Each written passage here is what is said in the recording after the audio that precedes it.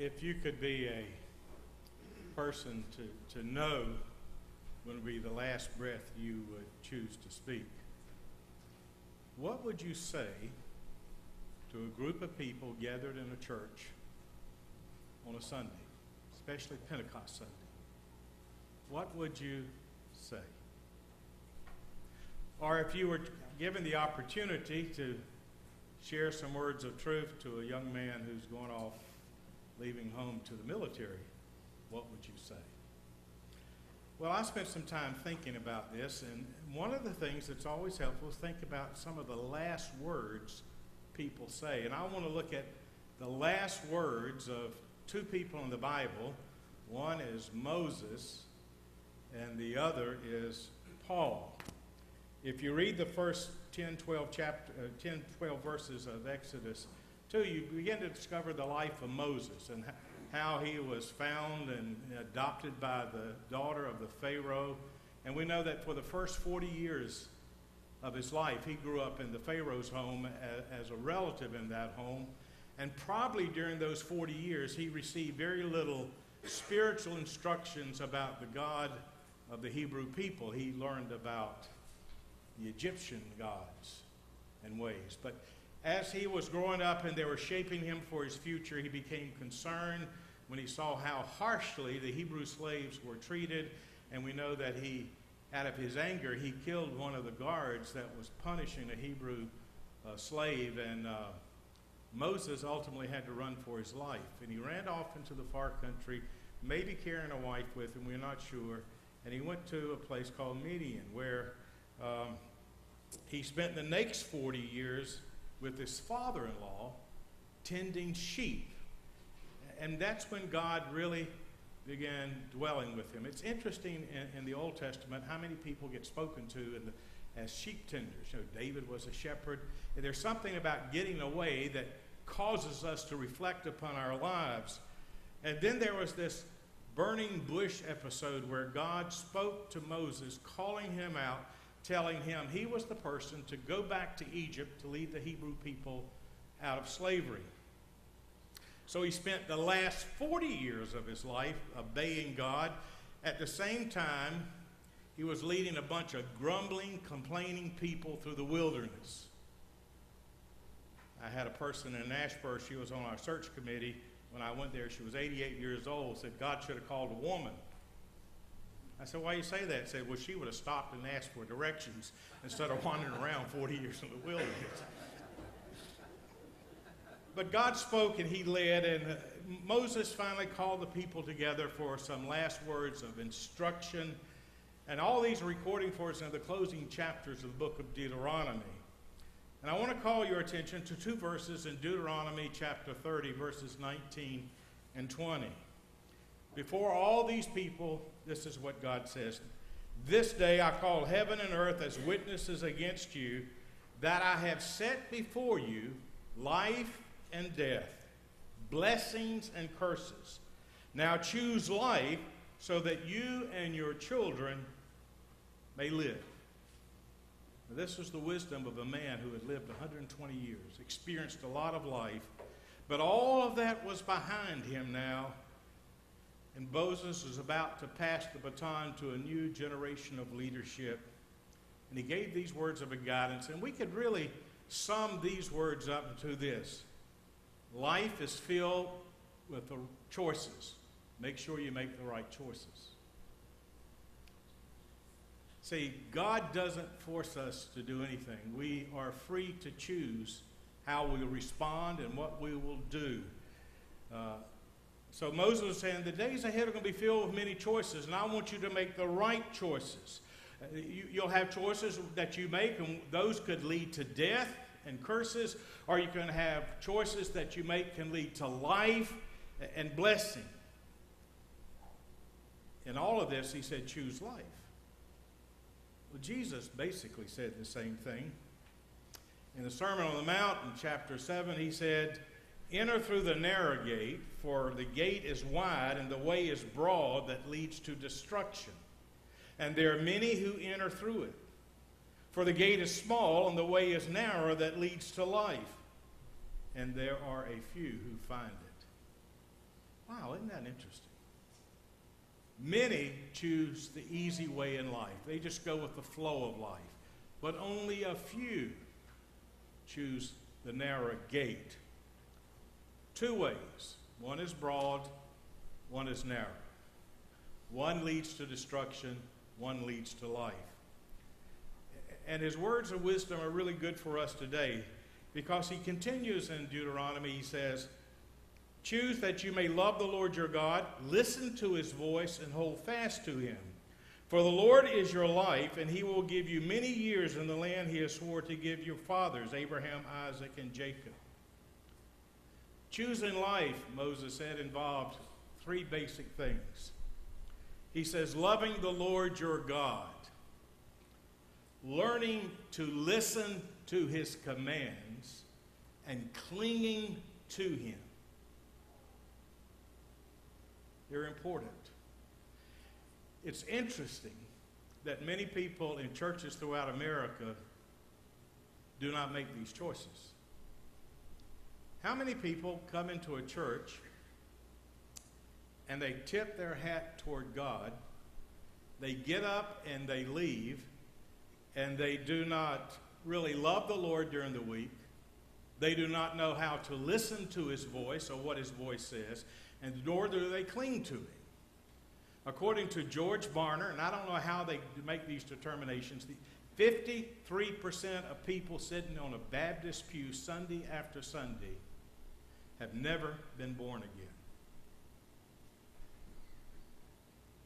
That's frightening, isn't it? So Moses said, we have a choice. I've led you for 40 years in the wilderness. I've tried to give you a way, but you still have that choice. You can choose life or death, blessings or curses. And the way you do it is by loving God, obeying his commandments, listening to his voice, and clinging to him. See, we have a choice which gate we go through. Basically, Jesus said the same thing in John 14:6. He said, I am the way, the truth, and the life. Why choose Jesus? In John 10:10, Jesus said, the thief comes only to steal and destroy. I come that they may have life and have it to the full. Two ways. There is a thief. There is a force that wants us to make choices to destroy us, to prevent us from having the life that God would have for us. But Jesus said, I have come that you may have life and life to the full. They are our choices. We can fool ourselves in thinking we have made a choice to follow Jesus but never know him. You cannot follow someone unless you are looking at them and unless you are listening to them and unless you are obeying them. It's that simple. Many of us can tip our hat. We acknowledge God, but we don't live with God. When I came here, I said I wanted our focus to be on a life with God. Because here's what I discovered in my journey of ministry. For many years, I taught about God. There was a life about God. We had to know the right things. And it's important to know that. But knowing about God didn't mean I was living with God during the week. One of the greatest challenges is how do we get what we do on Sunday into our life on Monday and Tuesday and Wednesday and Thursday. Last week I was talking to the president of Randolph Community College, and I asked him this question. I said, Bob, what would happen if somehow you could gather those committed Christians who teach at Randolph Community College together where they will pray every day in a small group about how God could use them and live through them as they teach? I said, do you think that would produce some interesting results? He said it certainly would. He said, I can't mandate anything like that. I said, but you can encourage it, can't you? That same day, I talked with the CEO of Randolph Hospital. We were at a hospice meeting. He's on the board. I'm on the board. And I said, Steve, let me ask you something. What would happen if nurses who gather on ships, on the different shifts, those that are deeply committed to Christ and seeking to live for Him would gather and take a moment to pray about the day and asking God to be with them? Do you think that may make a difference in the way they live their life and how they affect patients? Steve, being a man of faith, it most certainly will. I can't mandate that, but I'm going to talk to the chaplain about that. I mean, what would happen wherever you are, if you're a school teacher or whatever, just to take a few moments and realize there's this life that God wants us to have that's with Him, and you look to Him and you pray, do you think it will make a difference? I can tell you, it makes a big difference. You know, I've never met a person who's ever regretted choosing Jesus. Have you? I have met many people who said, I wish I would have chosen Him sooner in life. I wish I would have heard His voice sooner. I wish I would have stayed true to those values because it would have taken away all the pain that I've experienced. One was a girl named Marty. I met Marty a couple years ago because she started coming to this evening worship we had in this storefront building, and it's a worship service we call All. It was a small gathering of 40 to 50 people that would gather from all different kinds of backgrounds. It was sort of like a low-lit coffee house and had a praise band, and we would do interactive teaching, and we had people who were drug addicts and people who had mental illness and people who had been hurt by people in churches and did not trust going into a church. And we had this gathering there, and she showed up one Sunday night. And I happened to notice through the teaching there were tears running down her eyes, down her cheeks. You know, she was really just like a sponge soaking up. And she kept coming, and I discovered that she was driving from Siler City on a Sunday night to come to this storefront meeting to be with us. And I started talking to her. I said, well, why do you take that distance? She said, right here, I feel accepted. I don't feel judged. I didn't know a lot about her background. I did discover that when she and her husband lived in Annapolis, Maryland, she was an administrative assistant in a building company, and she was so efficient in what she did. Before she left, she was made project manager of buildings that were from 7 to 12 stories high. She was the project manager. So she was a very capable person. But week after week, she would come, and she was starting getting filled with joy, and she was such a delight being around. I asked her, I said, tell me your story, Marty. She said, I grew up in a very dysfunctional home. My father abused me. I got married when I was 18 and had a child, and that marriage ended in divorce, and I've been married to my present husband about 9 years, and it's a whole lot different. And then she said something. Since the day I was 14, there has not been one single day that I did not drink alcohol except during the time I would carry my children. She was a closet drinker. She hid her drinking. She said, I would hide my alcohol in the car. I would go out early in the morning, take gin, because gin, she said, I don't know if this is true or not, didn't leave the smell that others left. And she said I would drink, and at lunchtime I would do the same thing. And I did that, and I kept doing it. And so from 14 out of 18, from 41 to 14, out of only 2 times for pregnancy, she did not drink. I said, what changed you? She said, I started praying, asking God to take away this desire to drink. You know, if you got to ask God to take something away, it's not going to happen because He doesn't get in the tug of war. He usually, you give it to Him, then He works with you. But if you got to take it away, that means you're still with it. And she said, I just struggle with that. And one day I was driving down the road, and I heard what I thought God speaking to me. He said, if you do not stop drinking, you're going to kill someone. And she said, I turned around and looked at my 6-year-old son in the back seat, and I got the word, and I gave my life to God. And I went to a doctor, and he helped me to go through DTs without having to be put in a rehabilitation center. She said, I have new life now, all because I finally chosen God. I used to try it my way, and it never worked, but it's working God's way. That's what Jesus, this is what Moses, both of them are saying. Life is found with him. Choose him. Now from Paul, in 2 Timothy chapter 4, we have Paul's farewell words to his young friend Timothy. Paul wrote in chapter 4, verses 6 and 7, For I'm already being poured out like a drink offering, and the time has come for my departure. I have fought the good fight, I have finished the race, I have kept the faith. As a result, he concluded there was a crown of righteousness waiting him and all others who followed Jesus. Having said that, Paul added some final words to Timothy. Now, we've got to remember that Paul was in prison in Rome at this time. He was in a house prison, probably chained to a Roman guard. His life was probably coming to an end, or he assumed that. And he said, Timothy, in verse 9, be diligent to come to me quickly. And the urgency of his request was expressed even more clearly in verse 21. Do your best to come before winter. And then he said, Timothy, I have some things I want you to do, but you must act quickly. If you wait too late, the shipping lanes may be closed down and you may not get here and you may not see me.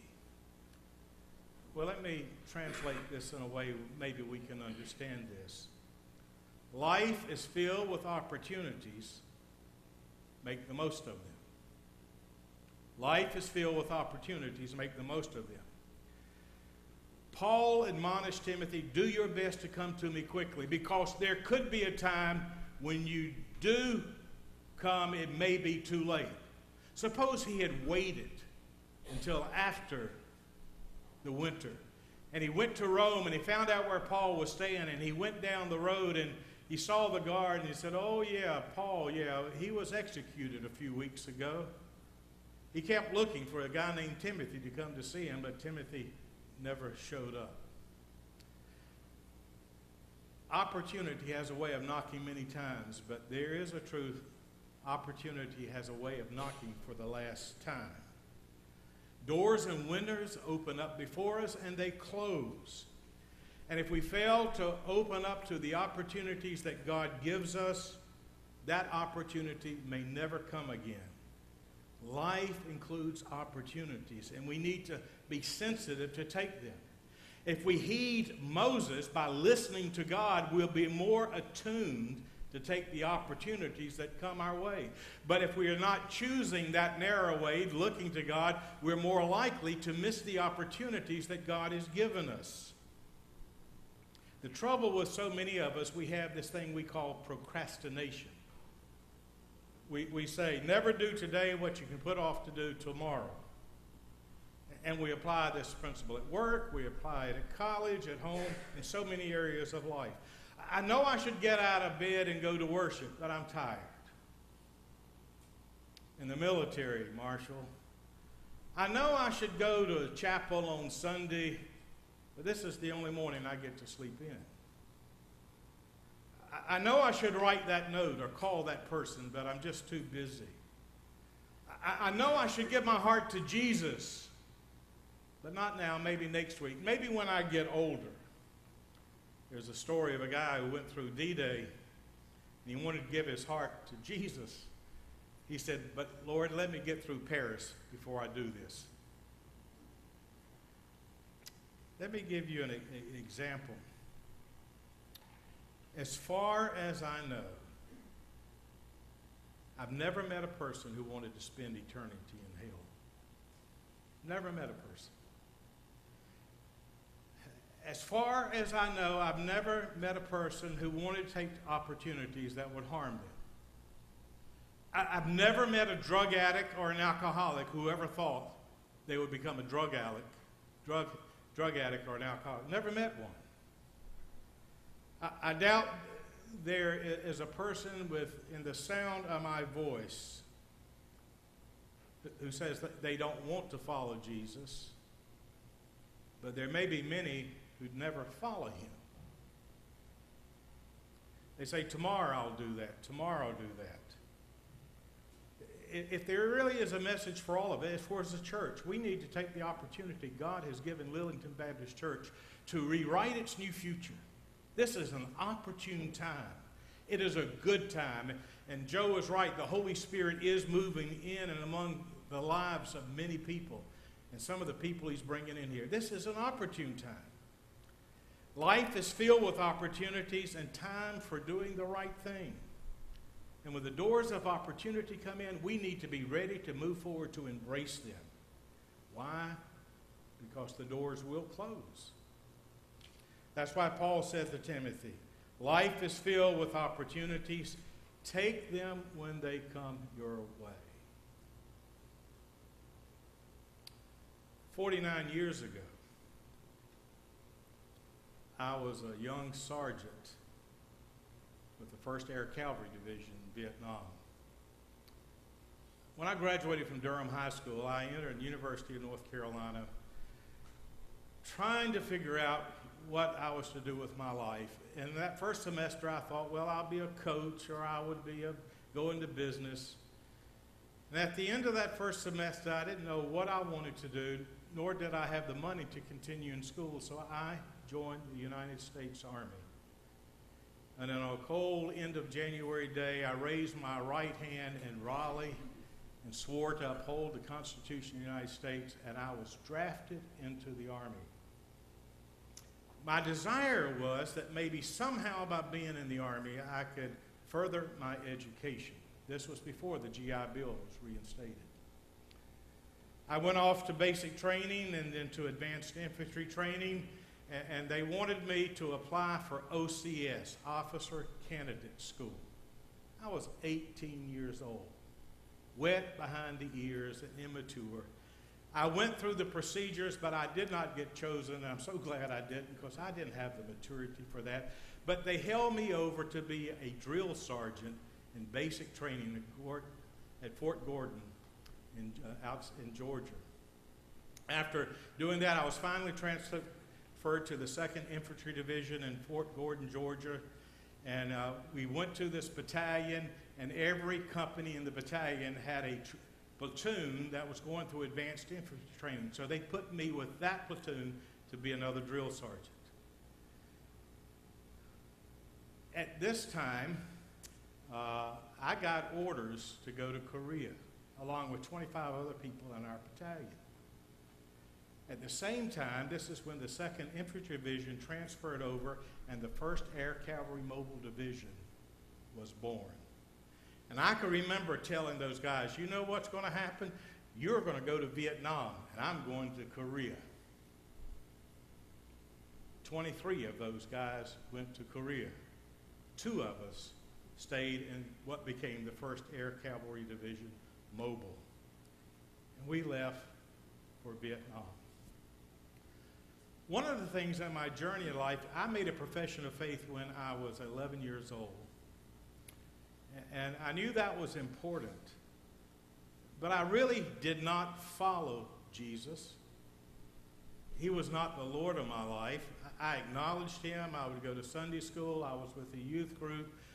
But I did not know how to talk to him during the week. I did not know how to have a relationship with him. But he was there, and I thought I was secure. When I was in the Army, being away from home with no car and having weekends to myself, I began questioning things of life. And somehow, for whatever reason, I said, Lord, what is it that you want me to do with my life? In November of 1964, I wrote in a spiral notebook, I think the Lord may be calling me into ministry, but I have no earthly idea what this means. A year later, I was a sergeant in Vietnam. Any of you see the movie We Were Soldiers? Colonel Moore taking his 7th Cav into the Iron Drain Valley. Well, what you don't know is our battalion was there before he got there.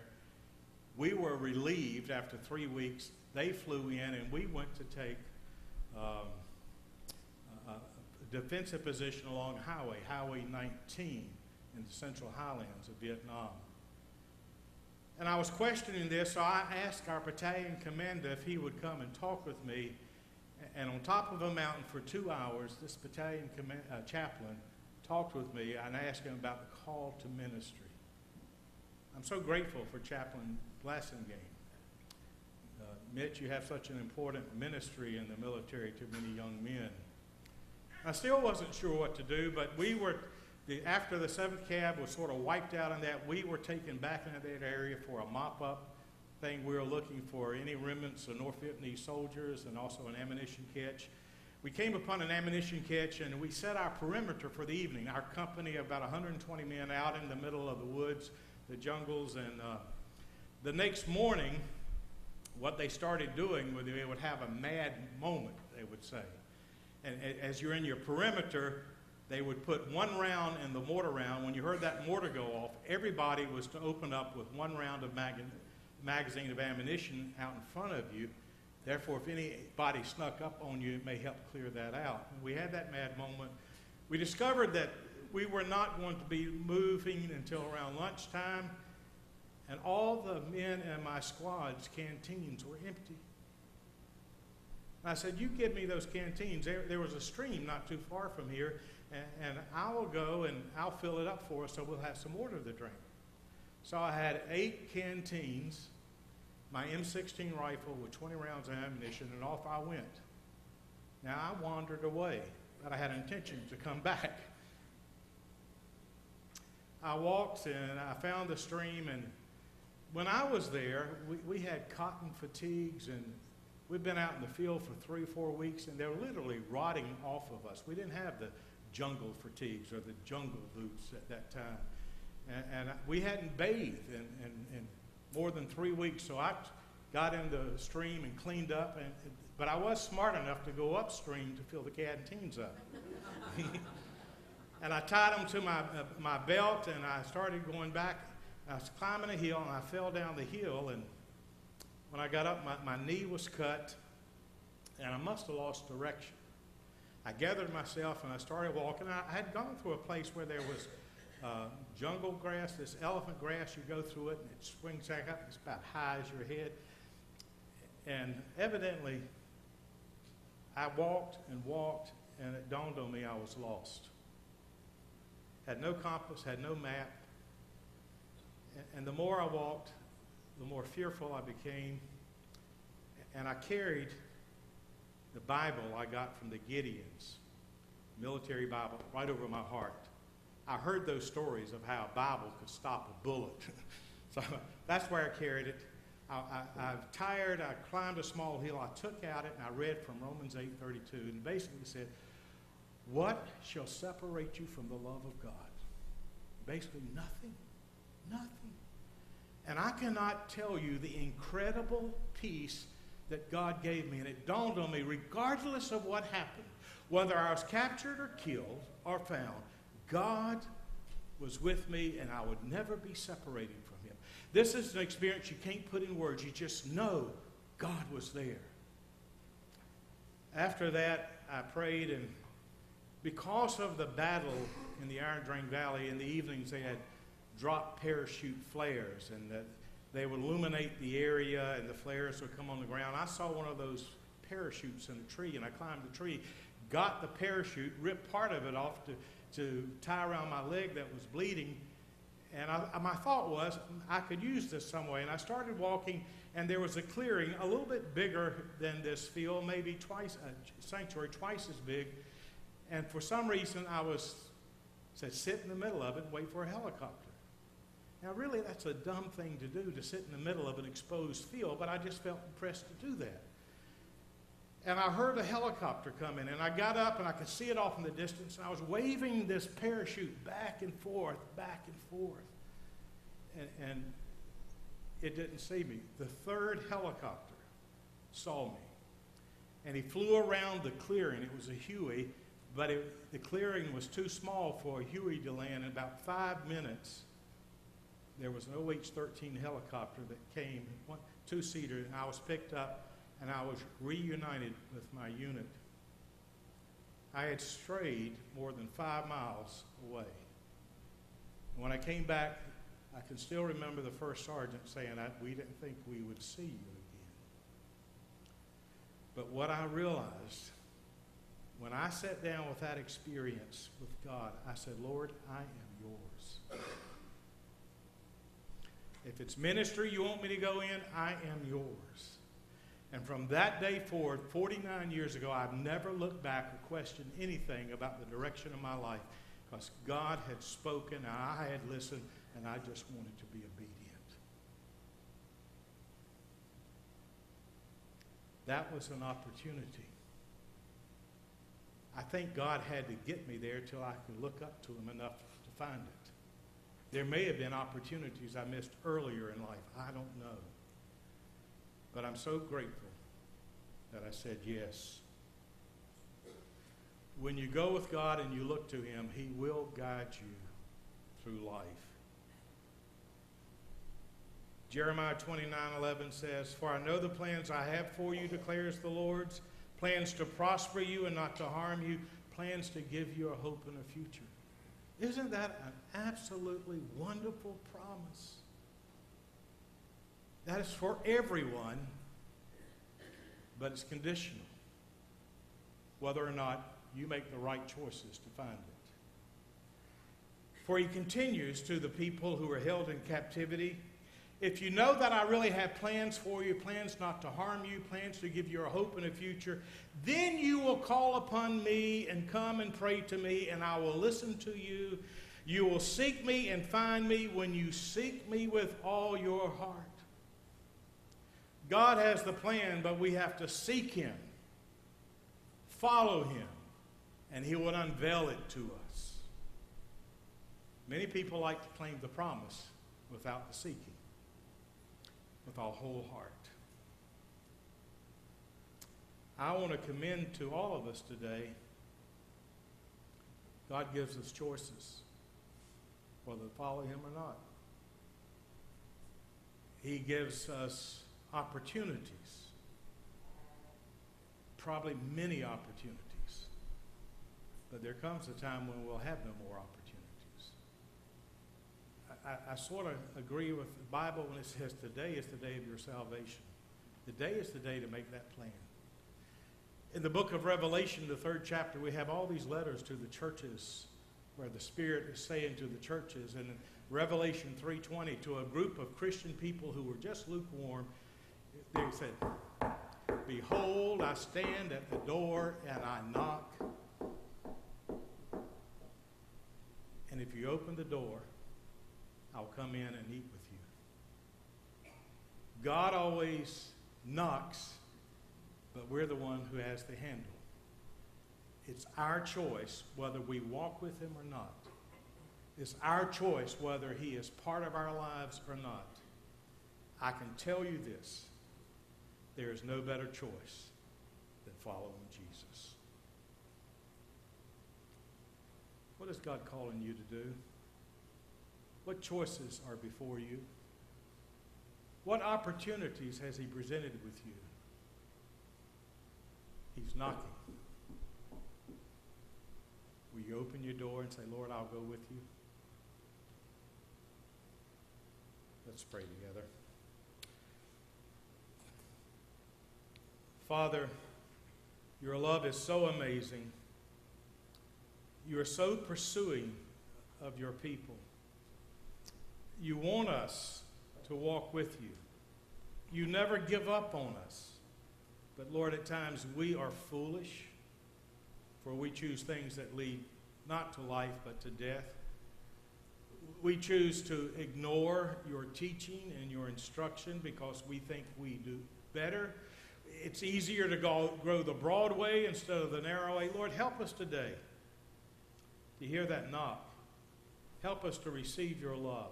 Help us to look to you as we follow you, as we ask that you become the Lord of our lives. Oh, Lord, may you find us responding this day in Jesus' name. Amen. We have the opportunity